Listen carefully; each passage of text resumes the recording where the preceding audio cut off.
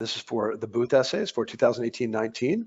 I am Jeremy Shinewald. I'm the founder and president of mbaMission, and I have a heritage as a writer, as do many of the people on our team, in addition to all of us being MBAs from top schools.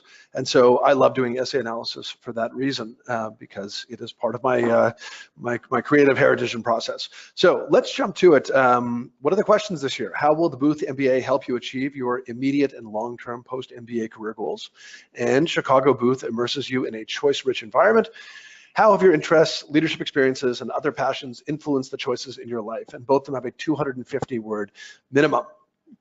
And I think that that minimum is the first thing we should explore, because I think it's going to be baffling to many. And I think someone out there, or many someones out there, will read the 250-word minimum as, because all MBA essays tend to either have no limit, or when they list a word, list a number, it tends to be a maximum. I bet you some people, as I did the first time I saw it, will think that's the maximum, when in fact it is a minimum. And why do they have a minimum this year? In the past, they had no minimum, no maximum. I think it's just because they're busy, and without guidance, a lot of people just really didn't know what to do. And they probably saw some awesome applicants who had 2,000-3,000 word essays, and just were sort of like, okay, we get the picture, you're awesome, and now you're kind of invading our, you're overstaying your welcome. And so, so we think that the 250 words, while a little quirky, is probably there just to kind of give you some general upward bound. Why would they just say 500 or 600? We're not sure why. I guess they want to give you some room and some judgment in case you need more. We feel like 500 should be your target. Something around there should be your target length for this. It's very hard to get these things done in 250 words, and that 600 should be a maximum. Can you write 250? Yeah, you can. I'm sure someone will, and someone will get in. But we think that both of these, in order to really maximize your chances, we think that both of these really need to be around 500, so you can say that which is critical about you. Okay, so let's move on here. How will the Booth MBA help you achieve your immediate and long-term post-MBA career goals, 250-word minimum? You need to provide a little context. You can't just kind of jump in. You can, but there are always exceptions, but most people will need to offer a little bit of context. You can't just say, I always joke, you can't just say, I want to manage the Yankees. You need some context connecting you. Maybe you've been involved in Major League Baseball for some time. Maybe you're saying that's your long-term goal. Trying to connect where you have been with where you want to go is important. It doesn't need to be a ton. You don't need to offer 200 words, 50 to 100 words just on where you've been, so that someone understands where you're going becomes critical. And then, you need to have some sort of connection between your goals and your future goals and your current abilities and interests.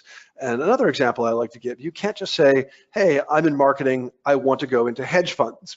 That is, unless you want to go to hedge fund marketing, that possibly could work. But if you want to go into on the analytical side of hedge funds, the overwhelming odds are that you're not going to get there from consumer product marketing. Nothing wrong with that path. It just doesn't lead to hedge funds. Hedge funds are populated by people who have backgrounds in private equity and in, PhDs in math, etc. So, the school is looking for you to kind of say to them, I know what I'm doing. I know that all these pieces fit together, that I know where I am, I know where I'm going, I know where Booth fits into my plans. And if you offer them something that is merely a wish instead of something that is realistic, the odds are they're just going to say, this person doesn't really understand the MBA, doesn't understand what we can do for them. There's no point in us admitting that person, because we're just going to disappoint them. So ambitious but realistic goals. Your long-term goals can be ideals as long as they are connected in some ways to your short-term goals. So going back to this, you can't say, hey, I want to go into hedge funds. After that, I'd like to go into consumer product marketing. It doesn't really make sense for that path. You don't have to say hedge fund to hedge fund. There can be some logical extension of hedge funds, but it can be an ideal, and it doesn't have to be as specific as your short term, as your immediate goal post Booth. but it can't be completely unrelated. You have to go out and do your booth homework. So I often talk about the bridge. The bridge is here's where I am, here's where I'm going, and booth is the bridge that will get me there. And in order to make that argument compelling, you really need to know what booth offers. You can't just kind of say, booth is awesome and trot out like kind of the well-known aspects of the booth program. So, you can't say booth is super flexible and it's known for its analytical rigor. They know these things. How does booth represent the missing piece to your puzzle? How are they that bridge? And that comes with context that has to be highly, highly personalized for you, and you have to go do your homework. So check out our free insiders guides on our website. Go visit the classes to the extent you can. Talk to students, talk to alumni. And also for a sense of a much deeper dive into how you can get that kind of like that bridge argument, check out the book I wrote, which is free on our website, and the personal statement guide, or the personal statement chapter within my book offers the kind of several examples, the kind of detailed bridges that you need to construct. So check that out. Chicago Booth immerses you in a choice-rich environment. How have your interests, leadership experiences, and other passions influenced the choices in your life? In 250 words at a minimum. The first sentence is kind of a red herring, kind of a canard. Chicago Booth immerses you in a choice-rich environment.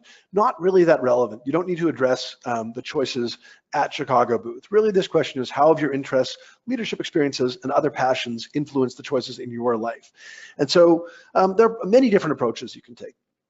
You can take a single narrative approach where you talk about inflection points along the way that have shaped you and made you the person you are today.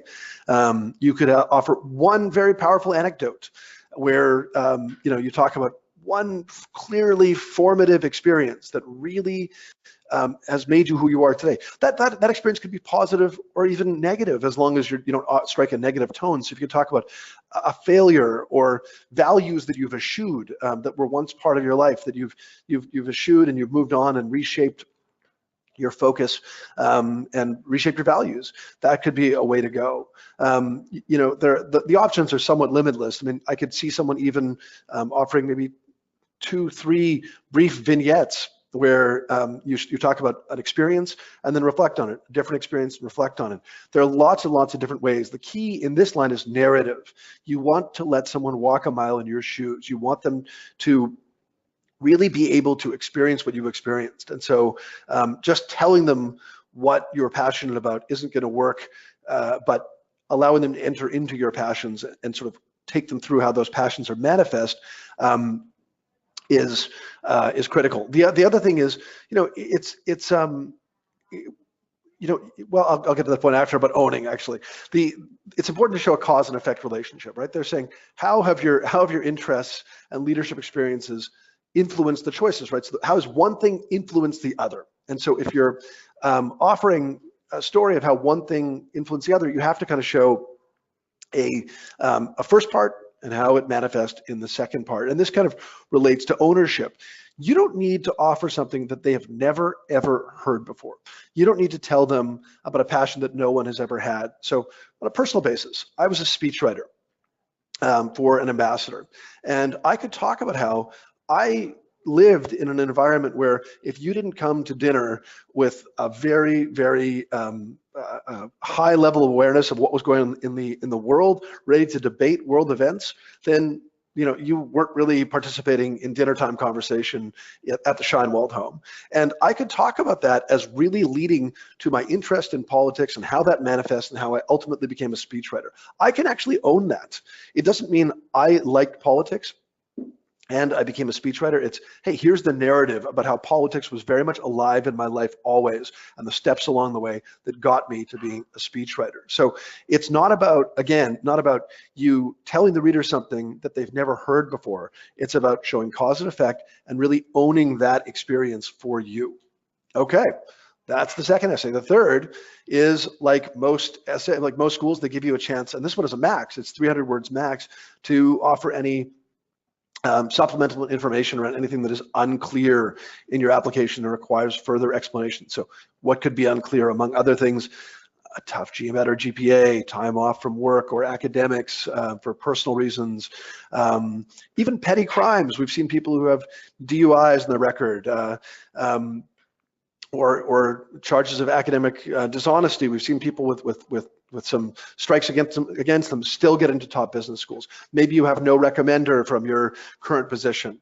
The bottom line is here, leave no mystery. The admissions committee does not like mysteries. They want you to explain that which is unclear. So if you have anything that's unclear, short, sweet, take ownership of it, no excuses, explain to the extent you can how you grew from the experience, if it's something that you have in fact grown from, and do that all in, I would say, not even 300 words. I would say do it in 4 or 5 sentences tops per issue. So if you happen to have a tough GMAT and your recommender isn't available to you, then you're choosing someone outside of your work experience, then so be it. Both of them could be, somewhere between, 3 to 5 sentences max. And with that, that's our booth essay analysis for 2018-19. Thanks for tuning in. Check out our other video analysis on several other schools. And if you need help, let us know. Just sign up for a free consultation. Good luck with the application process.